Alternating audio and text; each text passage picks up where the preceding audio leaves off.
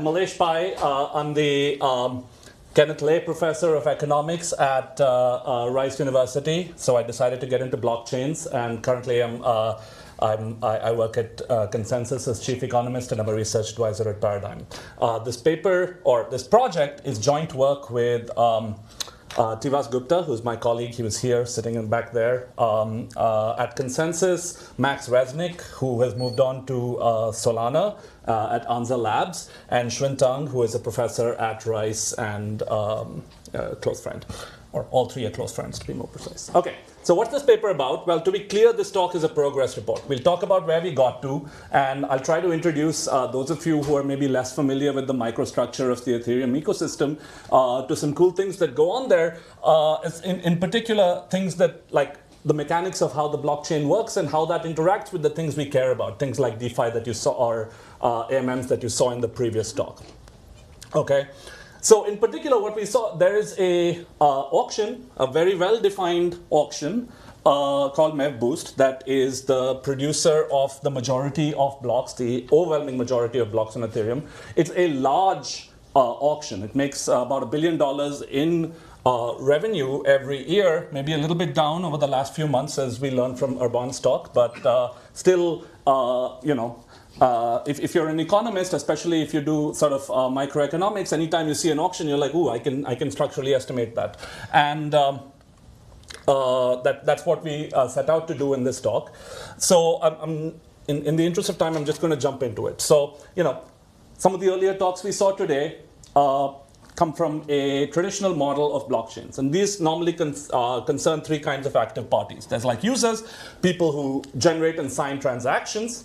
Transactions are eligible to be included in a block. There are validators, these people who have either staked or who do some mining activity. And these guys track announced blocks and contribute to consensus. And among that validator, there's according to some process, there's a specific person who is chosen, a specific validator, which we'll normally call the proposer, who listens for all the available transactions and proposes the next block, right? And how that person is chosen doesn't really matter. It could be proof of work. Did you solve a crypto puzzle correctly? It could be proof of stake. Or you randomly selected as a staker.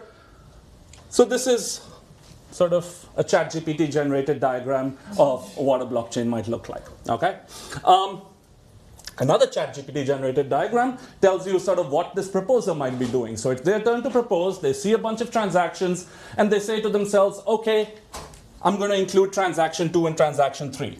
And if you think of these transactions as arriving in chronological order, there's no actual notion of chronologic, like the way we're used to in traditional finance, there's no notion of chronologicity in block production. You can just go ahead and ignore the first transaction that showed up if you don't feel like it. One of the things that started becoming popular, and many of you have heard about, is maximal extractable value. So the idea that even if there are millions of validators, there's like 1 million technical, logical validators on the Ethereum network, but at any point in time, if you want to get into that one block, there's one validator in charge. They're a temporary monopolist, and they can do a bunch of stuff. So they can charge priority. Time-sensitive transactions will be willing to pay. You might be willing to pay for censorship, keep the other guy's transaction out. You can insert your own transactions, and that means that the actual block from relative to the mempool might look something like this. You might choose to put in your own transaction up top. That's transaction 5. That wasn't seen by anyone else. You might choose to swap the order of transactions if you feel like it, if it makes sense for you. Now, in fall 2022, two major changes to how Ethereum operates. So one was this change to proof of stake. It switched over. And the other big thing, roughly speaking, was this idea of proposer-builder separation. So what it did was it said, well, this MEV problem means that some large validators will be much more sophisticated than others at producing blocks, at doing fancy shenanigans like this. We don't want only some validators to have access to this technology, so why not outsource it altogether? Any validator can outsource the actual building of their block to a new class of parties that we call builders, all right? Why? Well, it's hard. The problem of finding a good block is hard. It's technically an NP-complete problem. Additionally, you know, it's basically like someone tells you, hey, you're in charge of the New York Stock Exchange for the next 12 seconds, make as much money as you want. in principle, that's great, that right has a lot of value, but in practice, if you saw my Python programming skills, you'd realize I wouldn't be able to extract that opportunity. If I could turn around and sell that right to Citadel or Jane Street or someone, I could make a lot more money. So how does this process implemented, and what is the subject of our study? It's this out-of-protocol auction called MEV Boost. So it's an opt-in system. Any proposer, when it's your turn to be a proposer, you can use it. You don't have to use it, but you can use it. And the way it works is the proposer of the next block calls an auction in their slot. The builders, any of these builders who have registered and who say, okay, we're going to provide a block, they're going to bid in a very specific open outcry English auction. So there's an automated English auction where the price keeps going up. I don't want to try and swap windows, but if you want to watch the auction live right now, just go to payload.de, and you can actually see the auction happening. Whenever the proposer is ready to accept the block, it just says, done, give me the block. You take block. The winning builder's block is announced, the highest bid is announced as the next block. The winning bid is paid to the proposer. Everyone walks away happy, okay? Here's what's happened since this system got introduced. So very quickly, almost everyone, 90% of blocks get announced, and even of those 90%, some of those are just because there was a failure at the last second. So really the number is closer to 95 or something like that. There's very few people who on purpose try to announce their own blocks. There are a few who do it for ideological reasons. Like I said, it's incredibly popular. Since inception, it's about 700 ETH. So, depending on the price, which we all track very closely, it's billions of dollars. And this is just priority fees and stuff that have been paid to date, okay? The median block these days is about $70. It was as high as $200 a year ago, but then you saw Urban slide with the drop-off since January. There's substantial variance. So several blocks are worth more than a single ETH or even 10 ETH. Last summer, when the Bank of Japan governor suddenly decided to raise rates, as you recall, in a shock decision, the next 30 blocks all went for north of 10 ETH. Some went for 30, 40, even 100 ETH. So people were willing to pay hundreds of thousands of dollars to be in that next block.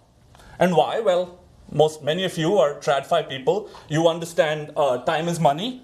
So there are time-sensitive opportunities, arbitrage opportunities of the sort that were talked about in the last block. But of course, those arbitrage opportunities are not just about your ability to send the transaction in time. You have to also get into the next block. And that's where this auction intersects with the DeFi and stuff that's going, or the lending pools and so on that are going on top of the Ethereum network. This auction intersects with that. All of these picks, I should say, are from mevboost.picks, which is a lovely source of the latest information. Now, here is a stylized fact about the system, which is that it's a pretty concentrated market right now. If you see the concentration, it's gotten worse. Right now, it looks like there are 3 active builders. So, but half or close to half are produced by one builder called Titan. There are 2 other builders that contribute almost an equal amount, almost the remaining half. They look like 2 different builders, but they're actually owned by, or it's, one of these is a collaboration between this one and a third party, and these guys in white are in the process of winding down their builder ostensibly and moving their flow over to this other builder. So it's really a duopoly, and that's going to be a large part of the horror story I will tell you later on in this talk. Okay. So why did we get interested? Well, we started out when this auction system started, the moment it got off, there were about 10 competitive builders. They all had great names, Bob the Builder. For those of you who have young kids, there was Icon Has Block and so on. But now we're down to 3 and really 2, okay? And 2 of these top 3 builders are qualitatively different. So this builder, we'll call this guy one builder, which is Beaver Build and BuilderNet. And then there's this builder that's pretty large, rsync builder. And these builders are not just builders, they in-house own a trading firm or a market maker. So Beaver is owned by SCP, which is one large production firm. rsync is owned by Wintermute, one of the largest market makers in the DeFi ecosystem. Before the SEC got involved in 2024, the third largest builder, or the fourth largest builder, was Manta. And Manta was owned by Jane Street, apparently. They don't admit to this in public. But so the question we started asking was, why would a trading firm want to own a builder? And this is where where'd it go? There we go. All right. So here's a picture. This blue line is Binance Mid. So this blue line is Binance Mid at the end of the last block. And then the yellow line is how Binance Mid of ETH/USDC moves over the 12 seconds that block is as that block, you go from the previous block to the next block. So the price in this block just went insane. It went from 1950 to about 1990. Now you can watch the bids go up in real time, time aligned with that block. So you went from 1950 to 1990, and you can see the bids suddenly start to shoot up as that yellow line starts to deviate, ending at 37 ETH. Which back then was $100,000. Why do you think you're willing to pay $100,000 to get a block when the price of ETH USD moves? Well, the first 37 transactions in that block were all arbitrage transactions. Arbitrage, as in they were the arbitrage traders renormalizing the price in a whole bunch of pools to the Binance pool, to the Binance price. All of these you can see are by 0xA69, which is Beaver's bot. Like this is the first trade. As you can imagine, the price of ETH has gone up. Uniswap, the old Uniswap is still quoting the old price at the end of the last block. The price of ETH has gone up. You're just going to buy as much of it at this old stale price as makes sense. So that's the sort of thing that these builders are doing. Okay. All right.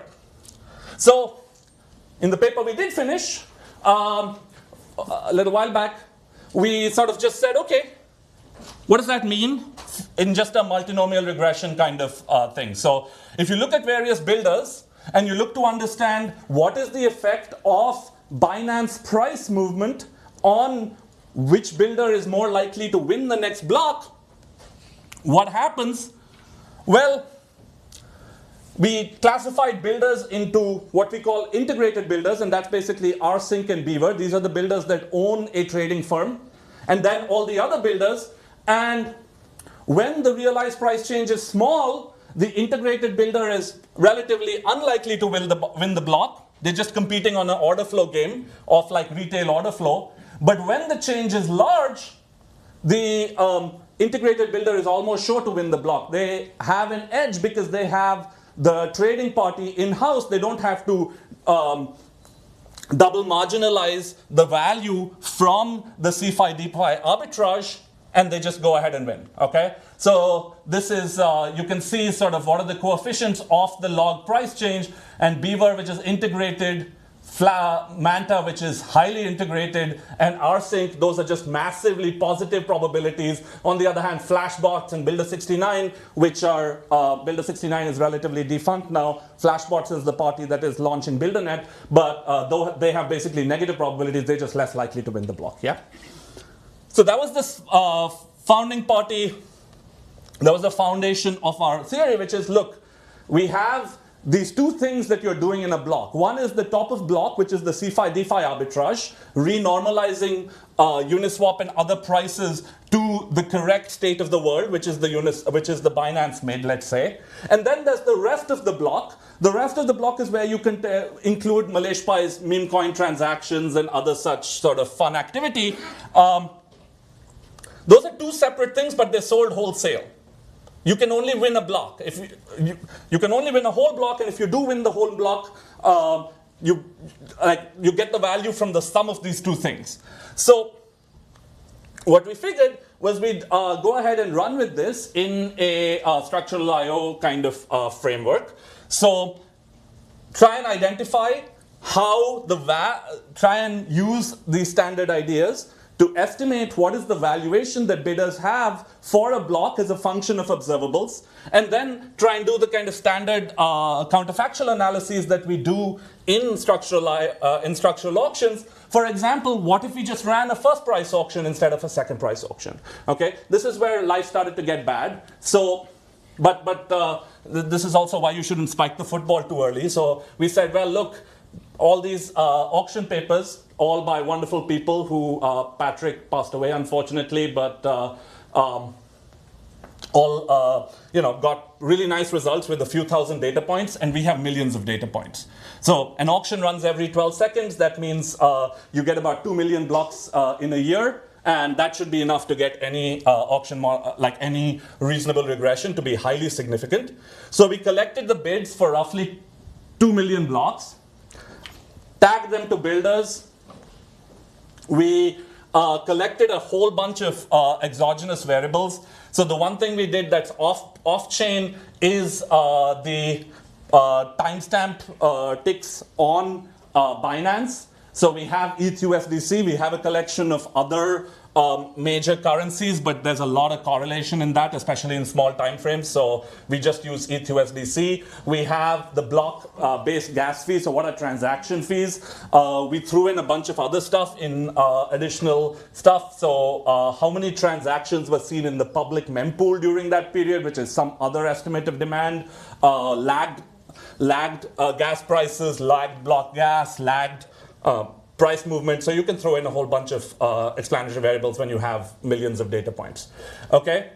What's our prevailing assumption? We're going to use the standard English auction assumption, which is that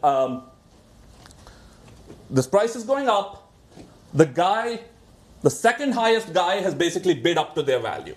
So the second highest guy's value is their actual value.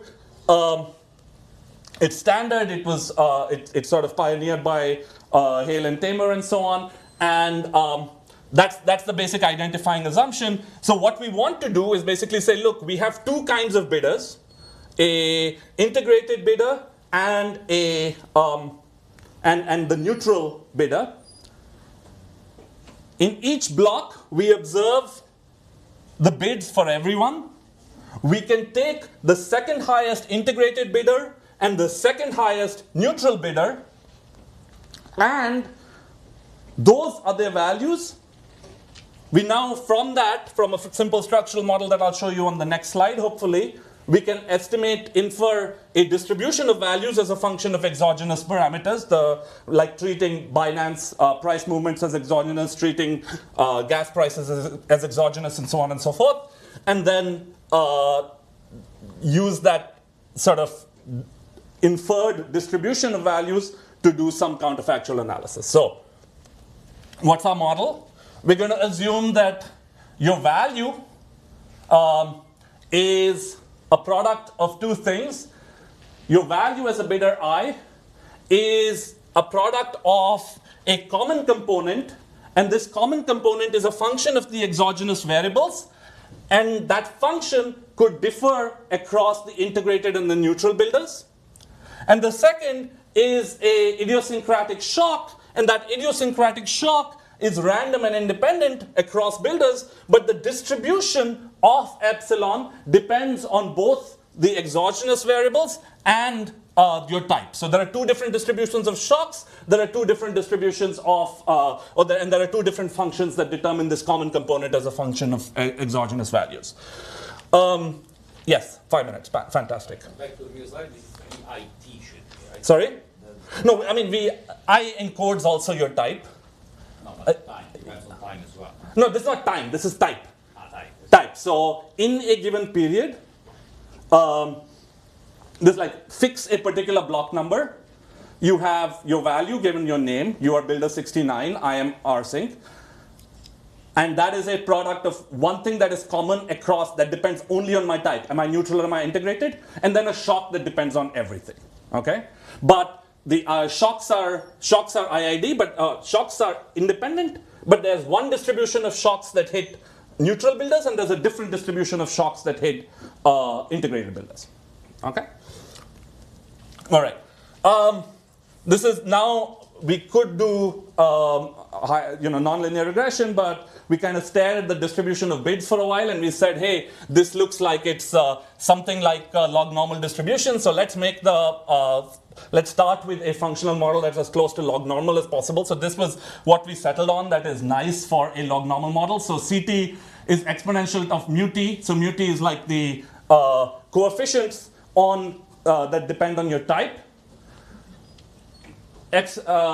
Your realized, the log normalness comes from the fact that your realized shock depends on your realized shock is distributed normally with, I shouldn't have written 0 sigma square, I'm sorry, negative sigma square t over 2, but it's a mean one shock yeah. And again, sigma t is again exponential. So this makes, the exponentials make sure everything is positive, always positive, and so on and so forth. Okay, so this is a pretty simple nonlinear regression. You can run it. From the assumption that the second highest bidder bids their value, remember, like, if I am person one and if I'm bidder one, if I'm the highest value bidder of, let's say, the neutral type, and Agostino is the second highest bidder, it means he must have drawn the second highest shock, right? So the regression, this nice convolution of, this nice deconvolution of order statistics means that you can write the average value or average expected log of value conditional on observables as just a straight up linear regression that depends on this thing plus this thing plus just the second highest, like the second highest order statistic, the expected second order statistic of n, the number of bidders of that type, IID draws from the standard normal distribution. Okay? So the left-hand side is purely determined by the data. We can just calculate this conditional on x. The right-hand side can therefore be computed. So you can, in principle, we thought we would be able to get some nice regression values. We did get regression values. So we got things that kind of make sense. So, for instance, we did get something that backed up our old results. Integrated builders' bids are more responsive to centralized exchange price movements than non-integrated builders, right? The problem, this is just explaining our results. The problem and where we're stuck right now is two parts. So one, this regression is incredibly non-explanatory, and it's incredibly non-explanatory regardless of how many pieces of, however, Hal Varian used to say, whenever he was around people, that if you torture the data long enough, it'll confess to anything. And maybe I haven't tortured the data long enough, but it's definitely not confessing to very much. So our R-square is down to like 1%. I can really torture it and get it up to 2%, but I just don't know how to trust that. And the second part is that even though we have 1 million data points, or 2 million actually, so we have a large number of data points, our maximum likelihood is incredibly flat. So that means that we're having a ton of numerical instability issues. The fitted regression, this is something I'm somewhat confident in, but because I tried for a whole bunch of starting variables, but based on where you put it as the starting guess into your nonlinear solver, it's just converging sometimes to random things. This was sort of a good convergent point, so I just ran with it for the answers. What's going wrong? One possibility that's going wrong is I've really gotten we've really gotten screwed, if you will, by the centralization of builders in the Ethereum ecosystem. So what started out with 10 serious builders has really ended up with 2 serious builders, and unfortunately each of those 2 is in each type. So we have really 1 builder of each type that's seriously computing. rsync is a fringe. The BuilderNet that you saw in that slide is really new, so it's outside our sample. It's only started collecting like a serious share in the last 3 weeks to a month. So that is one possible story that we just toast, because right now there is no builder diversity in Ethereum. The second story is that our assumption, the identifying assumption of all English auction analytics, which is that the second highest bidder is bidding up to their value, is actually not a great assumption for a high latency auction, in the sense that when the value suddenly starts rising towards the end, the second highest bidder might not even have time to bid up to their value. They might just get censored out. And so because we're always picking up the second highest bidder, we're always selecting in favor of someone who has low latency or who has high latency or some network jitter. And that might be messing up our data, messing up our results. So that's kind of where we're stuck. I'm around after this. If you guys have great ideas or want to collaborate or want to throw in other data sets that you think might help. One, Andrea in the back has a lovely new paper where he actually is able to look at, in this data set, we only see the blocks, we only see the bids of the bidders who did not get included, but we see the block of the winner. If you talk really nicely to ultrasound or any of the other relays, they will give you the blocks of the losers too, and they'll say, please don't spread it too much. So he looked at a few. We actually have like the entire history. So we have several terabytes. My engineering manager threw a fit when he heard about how much I wanted to store in an S3 bucket. But we just don't have the skills right now to analyze it. Yeah, okay, I think I'm almost out. So, all right, being bounced as we speak. So, what do we want to do with this? We can answer two kinds of questions. One, if the Ethereum Foundation can go and set up a new builder, for example, wants to add another builder, what kind of builder should they add? Should they add a neutral or should they add a integrated? Which one will increase expected revenue by more? This counterfactual can help guide entry. The other one that we always do in in structural auctions is, what if we went to a sealed bid auction instead? So we know from theory, Maskin-Riley, going all the way back to the 80s, and then some newer papers, including some by me, but not cited here, make the point that sometimes if there are two sets of builders and they have different distributions, you might be better off running a first price auction rather than a English auction. So we want to do the counterfactual simulation of what the equilibrium bids would have looked like and resulting revenues if indeed you had switched to doing a first price auction, whatever that would mean. Like I told the people at SCP, we were thinking about this and they said, ew, which was their exact response. But anyway. All right, so I'm going to stop here and not hold it up.